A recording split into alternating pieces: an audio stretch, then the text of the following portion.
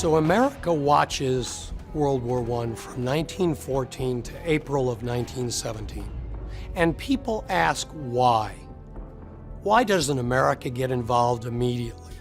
And American politicians are petrified of being drawn into a foreign war and fighting for foreign ends. Remember, the United States is a nation of immigrants. People came here to avoid war in Europe. The Americans had, from the very beginning, an official policy of neutrality. But neutrality never meant indifference or apathy. Even though we're saying we don't want to involve ourselves, we certainly were sympathetic in trying to help and aid that cause in ways that the Germans saw as being destructive to their war aims. So in all those ways, the Wilson administration is walking a tightrope. Woodrow Wilson, after all, runs for re-election in 1916 on the slogan, "He kept us out of war."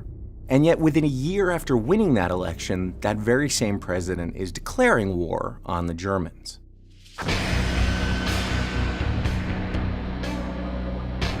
Ultimately, the triggering event that brings us into the war is Germany's decision to revive unrestricted submarine warfare. Added to that, the Germans had managed in a particularly ham-fisted way to try and recruit the Mexicans to come in on their side if America entered the war. And they had offered to return to the Mexicans all the lands they had lost in the 19th century to the US, Texas, New Mexico, Arizona. The Germans sent this offer to the Mexicans by telegram, Western Union, of all things.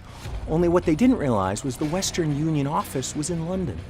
And so the British captured the telegram and promptly sent it to the US and released it in public.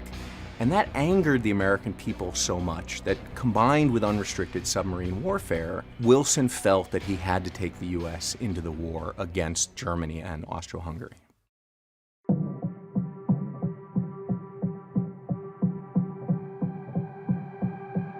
When America entered the conflict, it changed the war.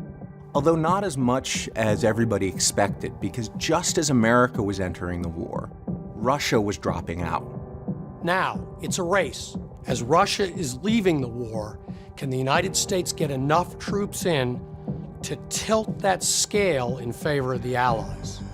They brought in the men, the materiel, and the resources that these allies needed desperately.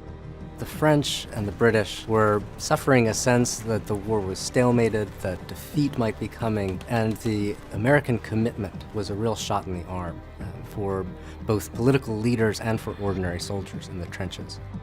Prior to the outbreak of World War I, America was recognized as a strong young nation. By joining with the Allies and really helping to bring about the end of the war, we positioned ourselves as one of the world powers for the rest of the century.